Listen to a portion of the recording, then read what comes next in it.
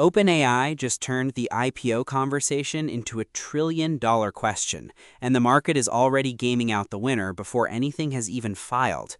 Welcome back to Midnight Signal AI. It's July 5th, 2026. Today we've got that OpenAI valuation bombshell, a fresh wave of Claude and GPT releases, and a few moves that could reshape who gets to ship AI at scale. Let's get into it. It's the kind of headline that changes how everyone else in AI talks about value. Even if this is still a forward-looking market story, it matters because OpenAI sits at the center of model demand, consumer distribution, and enterprise usage. And the MSN framing is especially interesting because it points to Microsoft as the likely beneficiary. That makes sense. If OpenAI gets revalued higher in public markets, every partnership assumption around distribution, infrastructure, and revenue share gets pulled into the light. The real story here isn't just the number, it's that the market is treating frontier AI like a category that could support mega-cap public market expectations, not just private funding rounds. Right, and once you start talking about a trillion, you're not just talking about upside, you're talking about scrutiny, disclosure, and whether the business can actually support that kind of narrative. Exactly. And that's why the Microsoft angle matters so much. If OpenAI becomes a public market asset, Microsoft's position around cloud, distribution, and strategic access could look even more valuable than it does today. But it also raises the bar. The moment you attach a number that big, every miss gets bigger too. That's true whether you're an investor, a competitor, or a regulator watching the sector. That's the quieter but probably more immediate story. Public market speculation is huge, but changing the default model inside ChatGPT is the kind of move that actually changes daily behavior. A default swap is not just a feature tweak. It tells you where OpenAI thinks the product should feel faster, smoother, and more accessible for the broadest audience. And the reason it matters is simple. Defaults drive usage. If people stop choosing and just start using, the model underneath becomes the invisible engine of the whole product. That's the consumer side of the moat. When the default shifts, the whole experience shifts with it, and users usually don't spend much time wondering why it feels different, they just notice that it does. This is the part of the day that really shows how hard the frontier race has become. OpenAI is not just shipping one model line. It looks like it's splitting the product into more specific lanes. A next-week GPT 5.6 could mean a quicker iteration cycle, while a limited GPT 5.4 Cyber points to more targeted deployment around security-oriented or specialized use cases. Either way, the message is the same. Release cadence is part of the competition now, and when you pair that with the ChatGPT default model change, you get a company that's tuning both the front door and the engine room at the same time. That cadence can be a strength, but it can also get messy fast. Once you start versioning this aggressively, users and developers need to know what's stable, what's experimental, and what's actually safe to build around. This is a really important strategic move from Anthropic. Claude's science isn't about making the chatbot a little smarter. It's about turning the model into a tool that fits inside scientific workflows. That's a very different bet from consumer chat. In Genomics, Proteomics, and Cheminformatics, reproducibility matters as much as raw capability. So the value isn't just output quality, it's whether people can trust the pipeline. If Anthropic can make Claude feel like a dependable workbench instead of a clever assistant, that's a real wedge into high-value domains. And it also helps explain why frontier labs are moving deeper into vertical products. General-purpose models are table stakes now. The advantage comes from being the model that fits the work. Exactly. This is how Anthropic can tell a bigger story than just benchmark wins.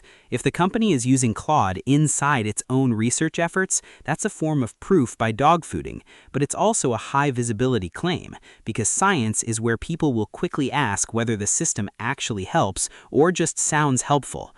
And if it works, the upside is not just better PR. It could create a real loop between model capability, scientific tooling, and future enterprise adoption. That's the key. Scientific credibility is hard to fake. If Anthropic can earn it, that becomes a meaningful moat. If it can't, the pitch gets exposed pretty fast. Opus 4.7 is the more classic frontier model story, a flagship release meant to prove that Anthropic can keep up on capability, while still leaning into safety. That combination is important. In this market, the companies that win tend to do two things at once: look technically strong and feel safe enough for serious deployment. And because OpenAI has been moving fast today, this is less a single launch than a reminder that neither side is pausing. The frontier race is still very much live. Yeah, and the release cadence itself becomes a signal. If every major lab is pushing a new flagship or a new variant, the competition is no longer just about who has the best model, it's about who can keep the market's attention. Meta's trying to keep the narrative alive here. When Alexander Wang talks about closing the gap, what he's really saying is that Meta wants the market to believe it can stay in the same conversation as OpenAI and Anthropic.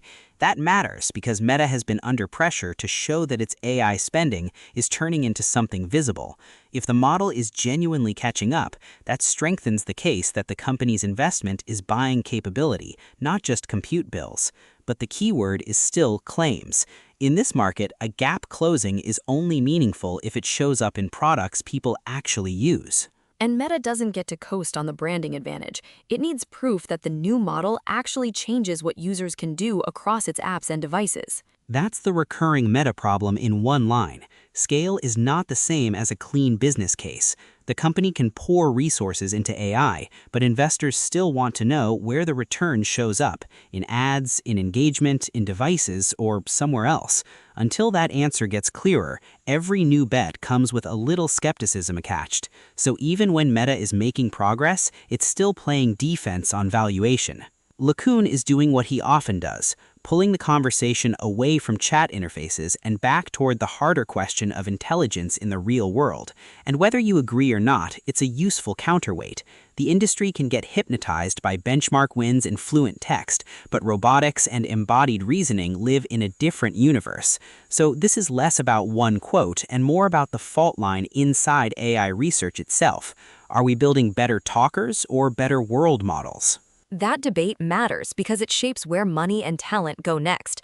If the physical world camp gains ground, the next big AI race could look very different from the one we're watching today. This one is less about the device and more about how fast speculative hardware stories can spread when they touch Musk. A hard denial from Musk doesn't just shut down the rumor, it also shows how quickly AI hardware narratives can outrun actual product plans. That matters because investors and consumers both tend to fill in the blanks fast when the story sounds plausible. For now, the only thing that's real here is the denial. And that's enough to keep the rumor cycle moving anyway. In Muskland, even a false report can become part of the larger story people tell about the company. This is a sharp example of how AI distribution gets blocked in the real world. It's not enough for a coding tool to be powerful, it also has to survive procurement, security review, and internal policy. And the fact that Alibaba is reportedly treating Claude Code as a high-risk tool tells you how much the enterprise debate has shifted. Security is no longer a side issue, it's part of the product itself. For Anthropic, that means trust features and regional policy posture may matter almost as much as raw performance. And for everyone else, it's a reminder that the next AI battleground isn't only model quality, it's whether organizations will actually let these tools inside the building. Before we close things out, a few quick signals beyond today's headlines. On the medical front, researchers are taking a very literal approach to a problem that has stalled eye transplants for years, keeping donor eyes alive long enough to make them usable. That's the difference between a dramatic surgery and a meaningful one. If they can preserve the tissue well enough, this stops being a science fiction headline and starts looking like a real surgical pathway. Exactly. And even before full transplants become routine, tools like this can improve how we store, study, and transport fragile eye tissue. In medicine, sometimes the breakthrough isn't the operation itself, but the hour or two you buy before it. And that extra time can be everything for patients, especially when the alternative is a promising procedure that never quite gets to the finish line.